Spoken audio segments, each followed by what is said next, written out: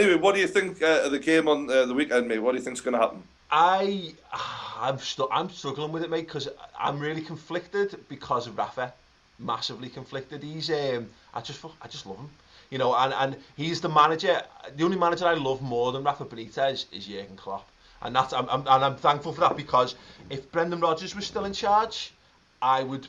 I would still prefer Rafa over Brendan. That's just the way it is. So I want you to stay up. I've got a soft spot for Newcastle. I've got family up that way, and I know like Evertonians don't like you for some reason, but I don't They mind fucking Newcastle. hate with. I know. They fucking hate with the Evertonians. No. I think it's because we kind of feel like we should be in that bracket just under, the biggest clubs, like, say Liverpool, City, Chelsea, all the big clubs up there, Man United and that.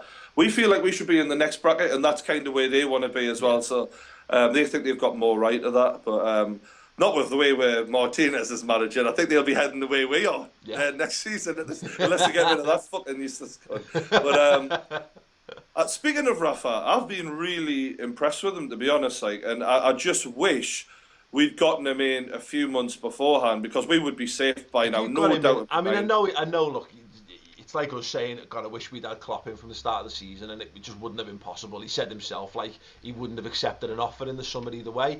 But if you could have gotten Rafa in a couple of games, any earlier than he's in, I think it almost would have been academic him doing it. Whereas the problem he's got to come in and establish something, get a backbone installed in that team somehow, because that's what he's so good at doing. And whether it's a little bit too late, whether almost like you'd have been better off getting someone in, I don't even know who it would be, but someone fucking bonkers to come in, just motivate everyone for a few games, get you to stay up, and then go, right, Rafa, next season, here's some money, go and build us up to a proper... In a way, I'm glad he's come in now. Say we do stay up, because he's seen just how shit some players we've got, or the Stevie Taylors and people like that, who are just being... I don't even know how they're still at the club. You know, when you have players like that who just, like Enrique, who just don't leave for some reason. Yeah. Stevie Taylor's the worst player I think I've ever seen. Him and Mike Williamson, I don't think I've seen worse players than them. Shocking. So he's your Gabby Agbonlahor, isn't he? In that regard. Yeah. I'm glad Benitez has seen that, but he has organised us amazingly well. Really gotten us organised, and against City. I mean, you could easily argue we should have won that game. We put 3 past Swansea. And the defence, he is working with some of the worst defenders going. I mean, we've got midfielders as fullbacks. We've got a kid in Lascelles who's turning into, a new captain for us. And he's getting that spine sorted out. And I just hope we can pick up enough points. But I don't think we'll do it, to be honest. As good as Benitez is, I think it's too little too late. Yeah, I mean, like I say, for your sake, I hope not, and again for Rafa's sake. The only thing that I really do hope that if you do go down, that for some way somehow Rafa's convinced to stay on board, because I think he needs that love. I think he wants to. He's using the perfect type of club for him, because you're fanatics, and like we did, you're desperate to deify a manager, and he's brilliant. That he loves all that. Like Napoli loved him for that reason as well. He loves just getting getting the will of the people behind him. They love him. We absolutely love him already, mate. I mean, the songs they've got about him already. People are mental for him, and the one thing he'll get, because we know the chairman hasn't got a clue. Everyone advising the chairman hasn't got a clue. The scouts haven't got a clue, who've been signing all these players. So we know they're useless. So he has so much power going against them, and they basically made such a bad job of it that even if he does stay within the Championship and he comes back up, he has more power at Newcastle than he would have at any other Premier League club. Yeah. And we will trust him, because he deserves to be at least at a Southampton or a team just below that top bracket at the very least. And I think personally he could go to any club in the Premier League and do a good job. He could be Man United manager and do fine. He could be any. You see in Chelsea, they hated him there, and he won a trophy with them. He won the Europa League. Yeah. So that's what he does when he's hated. You know what I mean? No, he's spot on. He's a pedigree, isn't he? And you look at the managers out there and what they've done. The guy's won a European Cup. He's won a couple of UEFA Cup and Europa League, Spanish League titles. He's won domestic trophies. He's a winner, mate.